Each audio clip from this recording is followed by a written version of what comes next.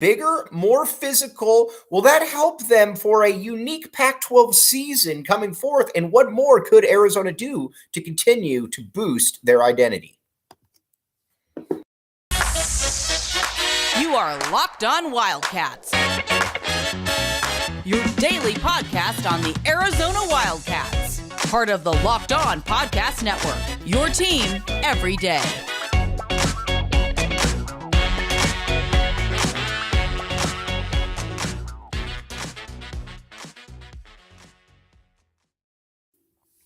Thanks for keeping it locked on Wildcats, making it your first listen of the day. I am your host, Mike Luke.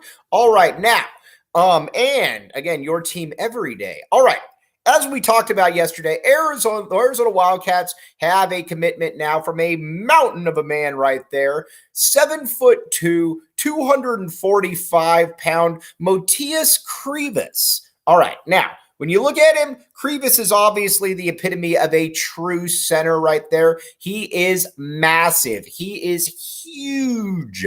Huge. He's immediately the biggest player on the team, and Arizona has some very big players on this team now. You just look across the board, and you've got you got 4 or 5 7-footers. So you got Krivas, 7'2", 245 pounds, obviously huge. Then you got Oumar Ballo, who merely 6'11", 245, 250 pounds. Then you got Henry Vasar, 7 foot, 230. Dylan Anderson, 7 foot, 245. Then you're going to be adding another player or two in there. Wink, wink. So that's where the Arizona roster is from a size perspective. Now, how do all these players fit in right here? So Oumar Ballo is going to start. I'm not breaking any news right there. I don't have any special insight. I can just tell you that Oumar Ballo is going to start. And Oumar Ballo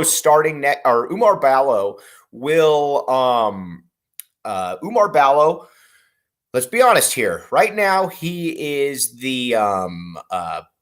going to play 28 minutes per game. You know, there's no doubt about it. He has earned the right to play 28 to 30 minutes per game. But with Oumar Ballo, the one thing we do know is that he is a true center. He doesn't give you a ton of position flexibility. He's not going to be able to play the 4 at some points or anything like that. Oumar Ballo is going to play the center position and the center position only. And that's where it becomes interesting too with Motiejus Krivas, because Krivas is about, again, like we said, 7'2", 245, and it's not like he's busting threes out there, so he's going to take a little bit of he's going to play minutes at the 5. I don't see any scenario where those two guys are on the court together. And you know what? That's okay, especially if this is Oumar Ballo's last season. Not that we want Oumar Ballo out, because, again, anytime you can keep a leader of men around, you keep that leader of men around, which Oumar Ballo is. Now, at that power forward spot, it's interesting because you got a couple guys that give you a little bit more position flexibility, plus you're going to be adding somebody here. I'm interested to see, and again, I get it. He did not perform great this past year, but I'm very interested to see what Henry Vasar can do at that power forward position. Keep in mind, Big Henry is a guy who, shot. I know that he hasn't shot well in practice or in games. I totally get that. Totally get it. But if you watch Big Henry in practice, Big Henry can really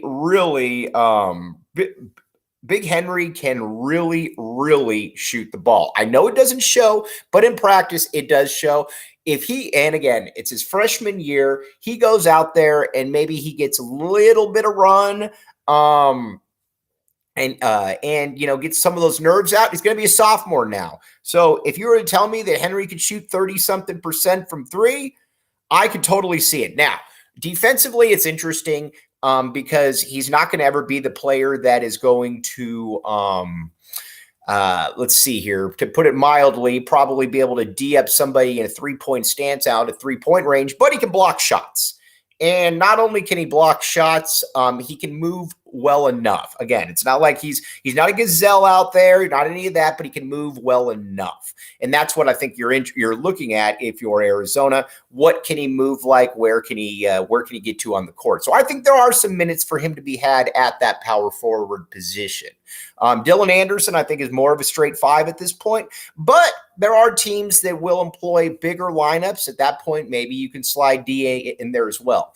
Now, there's another player that we're not going to mention his name because, again, generally, like with the international players, like to let them have their day in the sun right here. But another player who's about 6'8", 220, 230 pounds. He's very, very good. Where I do have some questions about Krivas and how good he's ultimately going to be at the U of A. A main reason that I have those is because you watch him and he's a big dude. He's kind of heavy footed, but again, this is Tommy Lloyd's area. So certainly going to, lend the expertise to him, or not lend, but to cede the expertise to him.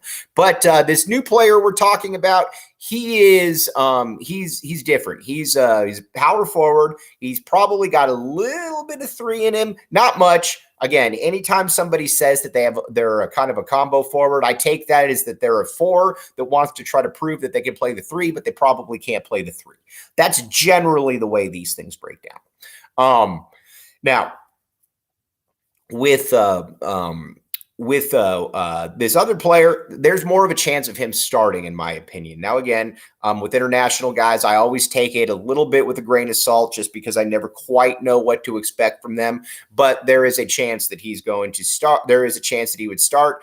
And out of all the international guys that Tommy Lloyd has brought in, whether that is Henry Vasar, whether that's Dama Ball, whether that is Philly P, Krivas, the unnamed player is the guy who I think can play. I have the most faith in becoming an instant impact player. He's a pretty good player. He's a pretty good get for the University of Arizona. I'd imagine that becomes public here in the next couple of weeks. And at that point, we will name his name and we will go a little bit further into what he provides right there. But the front court is kind of taking shape right here. Now, Kashad Johnson, kid from San Diego State. Who knows? He hasn't committed to anybody yet.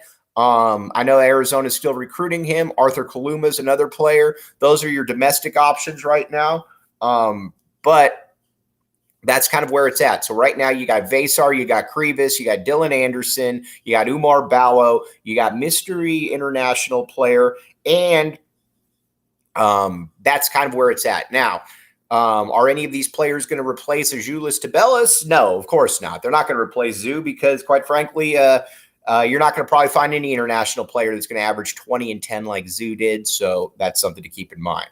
Now, let's talk about Birddog. All right. Birddog.com/LockedOnCollege. All right. Birddog, you want to look snazzy going outside. A lot of times people are a little uncomfortable. I don't really like how this fits. I don't really like, how I'm walking around or how it looks.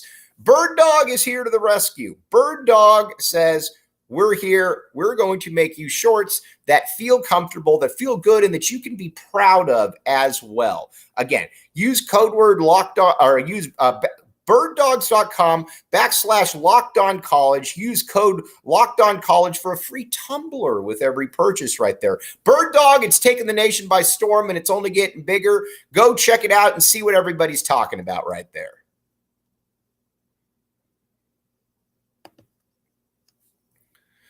Thanks for keeping it locked on, Wildcats. I'm your host, Mike Luke. All right, now that Arizona's front court is taking shape, we're going to talk a little bit about the perimeter and now how we kind of see that stacking up against the rest of the conference. Right now, your starting lineup on the perimeter is probably set. You got Kylan Boswell is going to run the point. You got Jaden Bradley back there as well. And then you got Pella Larson.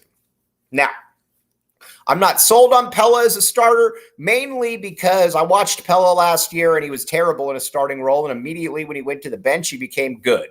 So, take that for what it's worth right there. But I am not sold on Pelle Larsson as a starter, so that's something to keep in mind. Now, what I am sold on, though, is that Pelle Larsson, Jaden Bradley, and Kylan Boswell are all going to play 30 minutes per game.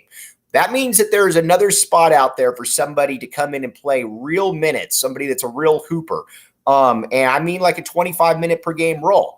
And whether that's a starter, whether that's, competing with Pella, whatever the case may be for that starting spot. But this guy needs to be a ball handler. They got to be able to shoot, defend a little bit, and preferably be able to break some players down. I know I basically just asked for a lottery pick right there. Don't expect that, but I need somebody that's talented. I can't just have a roster filler. I need to have a player who is an impactful player because, again, love Philly B and everything he stands for. I don't believe Philly B is probably ever going to play at the U of A. Again, would love to be wrong on that one. KJ Lewis, I am a big, big fan of KJ. I think he's underrated. I think the scouting services have missed the boat up on him a little bit, but he's probably going to take some time as well. So Arizona's got to get another ball handler in there. They got to get another scorer in there. And I have no doubt that Tommy Lloyd will be able to do that because that's how Tommy Lloyd rolls right there. Now, if you're wondering where Arizona could be, who they could be looking at, I don't know, but I would just say this, and I keep saying this over and over again. Look to the names that have declared in the NBA draft who could possibly return. There's probably some names in there that Arizona's going to get. A la a Courtney Ramey. Keep in mind, Courtney Ramey was declared. He wasn't added to the roster until summer. That's kind of where it's at right there. Now, the rest of the conference is going to be interesting. Let's talk first about UCLA. UCLA is weird because this is going to be the first year that Mick Cronin basically has all of his own guys, kind of like Tommy Lloyd, although it was a little bit different. Tommy Lloyd got players, but they were essentially one and done or from Sean Miller, or they were two and dones. They weren't essentially, that is what it was. Mick Cronin had the benefit of having Jaime Jaquez for 3 years, Tiger Campbell for 3 or 4 years. Guys that, were not committed to him, did not play for him originally.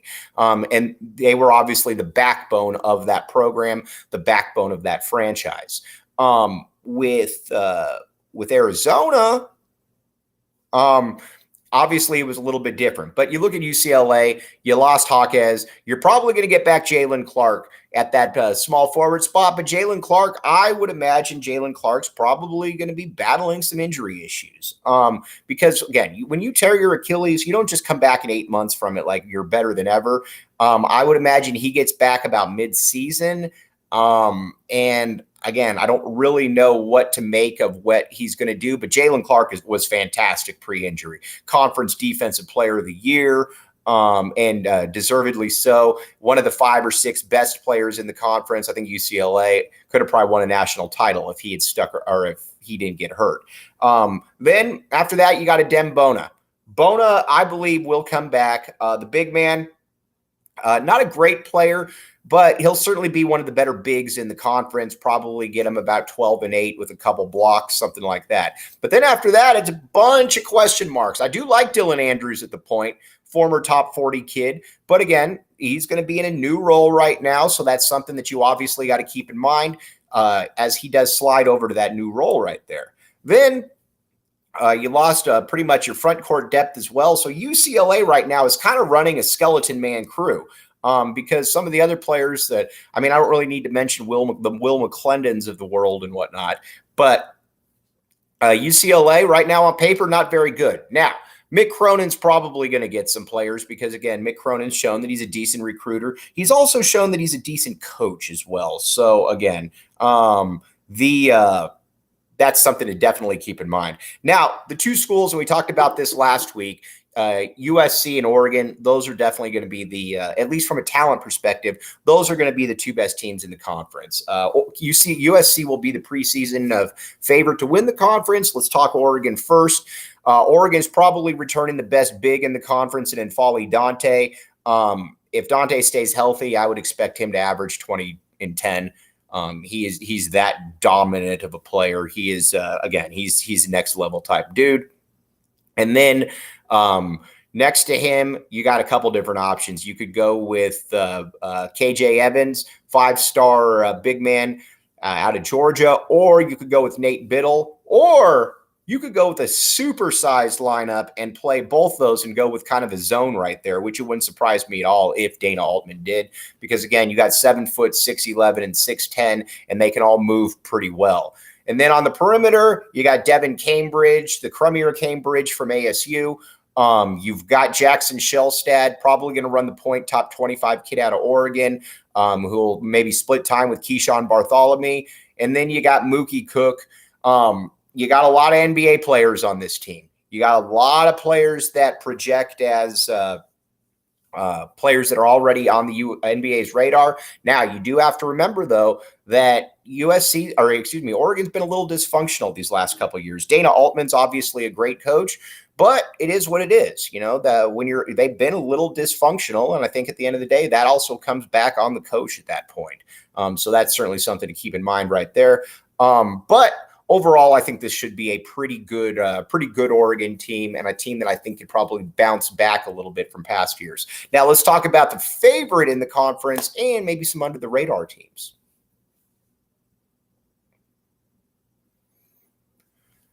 Thanks for keeping it locked on Wildcats, making this your first listen of the day. I am your host, Mike Luke. All right, now we're going to talk a little bit about USC, because again, USC is the team where a lot of people diss on Andy Enfield. I don't really understand why they do, because he's done a really good job. I mean, you look at what he's done at USC the last 3 years or 4 years, 99-34, 58-22 and 26 in conference, whatever it is. The dude's won a lot of games. And not only has he won a lot of games, he's put a lot of dudes in the NBA. He's got an Elite Eight in there as well. So I believe the guy can coach. I think there's a lot of people that don't really get that aspect, but whatever. But his lineup next year is insane, and on the perimeter, it's probably one of the 3 or 4 best in the entire country. You've got Isaiah Collier at the point. He's arguably the number one player coming in the entire country. Andy's a point guard right there. Figure he'll slide in immediately and play. Then you got Boogie Ellis, who every Wildcat fan knows about Boogie Ellis, because Boogie Ellis has been around at USC, it seems, for 35 years, even though he's had 2 stops before then. And Boogie Ellis is utilizing another opportunity right here to play more college basketball. So that's where Boogie Ellis is. And I think if you were to come up with a preseason conference player of the year, it would probably be either N'Faly Dante or Boogie Ellis. Then at that 3 spot, you got Bronny James. I know Bronny is a polarizing figure, and while Bronny certainly isn't his dad, Bronny is still very good. Bronny is an NBA player. In what capacity, I don't know, but he probably is going to be good for 9 or 10 points, good defense, 4 or 5 rebounds, 3 or 4 assists. So that's going to be your perimeter right there. And then you're going to have a Kobe Johnson most likely coming off the bench, or maybe you put him at the 4. And then up front, you're also loaded. You got Big Vince the Prince. I think Vince Iwuchukwu is going to be fantastic this year. If he stays healthy, I bet you that he is a first-team all-conference and an NBA draft pick. Can score, can run the court, can just do a lot of different things really well for you. Then you got Josh Morgan. Kid out of Long Beach State originally, where he was the WAC Defensive Player of the Year as a freshman. He is the West Coast, whichever conference it is. Then actually the WAC. Then you've got him next there, so you got 2 shot blockers right there. That's one thing that Andy Enfield's teams always have. They always have multiple shot blockers, and so the team fits pretty well. And again, it's a really talented team. And sure, Andy Enfield's probably not the best X's and O's coaches in the world, but you know what? He's more than good enough, and his track record certainly shows that he is more than good enough. So those are the teams right there. I think Arizona fits squarely in that 3rd spot right there. And who knows? Tommy Lloyd has already surpassed expectations every year that he's been here. Maybe with a little bit of toughness, that comes to fruition in an even bigger way this coming year. But there's a lot to like right there. There is a ton to like about this team. And not only is there a ton to like about this team, we'll just see how everything lines up. But I think a third place finish at the worst for Arizona is what we should expect. It is funny looking at some of the other schools because there's some real bad teams here. Cal is going to be really bad. I like hiring Mark Madsen, but Cal's going to be really bad. Stanford's going to be really bad because Jared Haas is terrible. Colorado should be decent. Again, not great, but decent. ASU in vintage ASU form, this was the year that it looked like they were going to have a loaded roster, and they have lost pretty much everybody. Now, maybe Bobby Hurley makes it work by bringing in a variety of new players, whatever the case may be. But I don't really see that one working as well. And so you got a lot of teams that are kind of also Rands this year, and Washington State don't really matter either. But that's just kind of the way the Pac-12 is. But fear not, we admit nothing here in the Pac-12 because the Big Ten is a terrible basketball conference. And every year they talk about how they're the best conference in the country and they get 35 teams into the tournament and they all lose in the first round. So we will be like the Big Ten. We will admit absolutely nothing on this show about the Pac-12 other than the fact that it's the best conference in college basketball. Okay, now we're going to sign off right here. As always, thank you for making Locked On Wildcats your first listen of the day. We'll be back with you tomorrow. You've been listening to Locked On Wildcats.